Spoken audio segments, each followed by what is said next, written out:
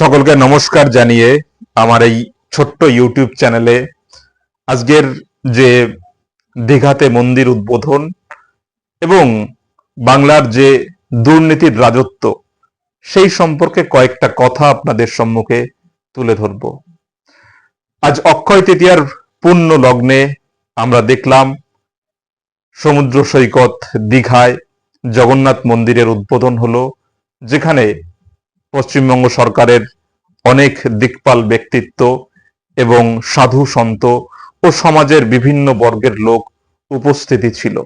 আজকের এই মন্দির উদ্বোধন দেখতে দেখতে মনে পড়ে যাচ্ছিল রবি ঠাকুরের সেই বিখ্যাত দীনদান কবিতার লাইন, সে মন্দিরে দেব নাই, আপনারে স্থাপিয়াছ জগতের দেবতারে নহে।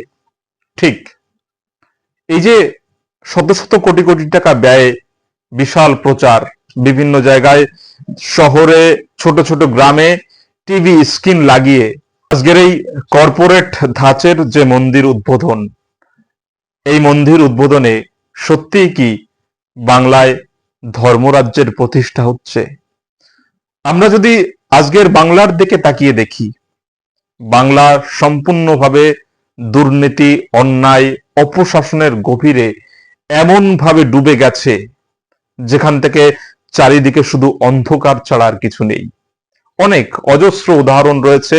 কলকাতার রাজপথে চাকরি হারাদের ভিড়, দুর্নীতির শিকার হয়ে যারা বসে আছে দীর্ঘদিন ধরে, আবার যাদের চাকরি চলে গেল, ন্যায্য চাকরি, তাদের হকের চাকরি চলে গেছে, তারাও রাস্তায় বসে আছে। শুধু তাই নয়, প্রশাসনের এমন কোনো স্তর নেই যে স্তরে দুর্নীতি হয়নি। আর এই দুর্নীতি আজকের একটি সদ্যজাত পশ্চিমবঙ্গের শিশুও জানে যে এই সরকার কিভাবে দুর্নীতির সঙ্গে যুক্ত। আজকের বাংলার প্রশাসনের প্রতিটি রন্ধে রন্ধে দুর্নীতি যখন নীতি হয়ে দাঁড়িয়েছে, বিচার ব্যবস্থা যখন সম্পূর্ণভাবে দুর্নীতির কাছে আত্মসমর্পণ করেছে, সিবিআই এবং ইডি তাদের ব্যর্থতা আমাদের চোখের সামনে চলে এসেছে এবং তার ভুক্তভোগী হতে হচ্ছে সাধারণ মানুষকে, যোগ্য মানুষকে। আজকে একদিকে চলছে কে কত বড় ধার্মিক সেই প্রমাণের খেলা, সরকার এবং বিরোধী দুটো ক্ষেত্রেই। এরকম যখন অবস্থা, কেউ ভাবছে না বেকার যুবকের কথা, কেউ ভাবছে না মানুষের জীবন জীবিকার নিরাপত্তার কথা।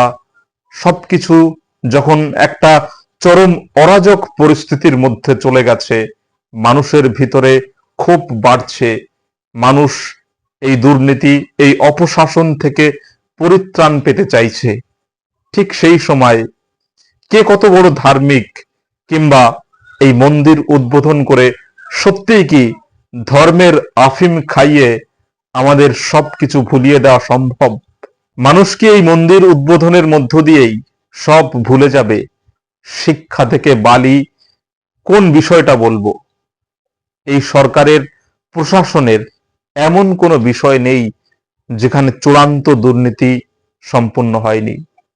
তবে একটা বিষয় আজকের দিনে দাঁড়িয়ে, যখন রাম মন্দির, জগন্নাথ মন্দির নিয়ে ভারতবর্ষ এবং বাংলার রাজনীতি গুলিয়ে গেছে, যেখানে বেকারত্বের কোনো কথা নেই, কৃষকের কত কথা নেই, শ্রমিকের জীবন জীবিকা নিয়ে কোনো কথা নেই, শিক্ষার কিভাবে উন্নতি হবে তার কোনো ব্যবস্থা নেই, জাল ওষুধে ছেয়ে গেছে সবকিছু, স্বাস্থ্য ক্ষেত্রে মানুষ আজ সরকারি স্বাস্থ্য ব্যবস্থার উপর থেকে মুখ ফিরিয়ে নিয়েছে, তখন যে ধর্মের নামে অধর্মের রাজত্ব সারা বাংলা, সারা ভারতবর্ষ জুড়ে চালানোর এই ধর্মকে হাতিয়ার করে যে প্রচেষ্টা, সেই প্রচেষ্টা কিন্তু আজকে অনেক অংশে সফল হয়েছে।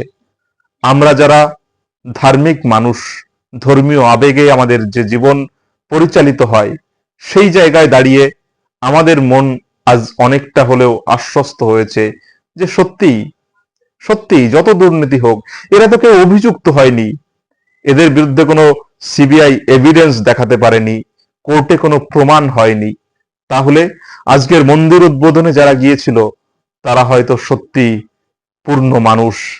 এই যে যে আমাদের মনের মধ্যে ঢুকিয়ে দেওয়ার যে চেষ্টা হলো, সেই চেষ্টা বাংলার মানুষ সত্যিই কতখানি মেনে নেবে, নাকি ন্যায্য সত্যের যে পথ আমাদের শ্রীকৃষ্ণ থেকে রামচন্দ্র আরো অনেক অবতার আমাদের দেখিয়ে গেছে, আমরা সেই সত্যিকারের ধর্মের পথে ফিরে যাব, নাকি এই চোর জোচ্চোর বাটপারদের ধর্মকে ব্যবহার করে দুর্নীতির যে সাম্রাজ্য গড়ে তুলেছে সেই সাম্রাজ্যে আমরা হারিয়ে যাব? আগামী দিনের ভোটে আমাদের চিন্তা চেতনার কোন দিক উন্মোচিত হবে, অবশ্যই আমরা সেই অপেক্ষায় থাকব। ভিডিওটি এখানে শেষ করলাম। সকলে অবশ্যই কমেন্ট করে জানাবেন এবং সকলকে আবারও শুভেচ্ছা জানাই।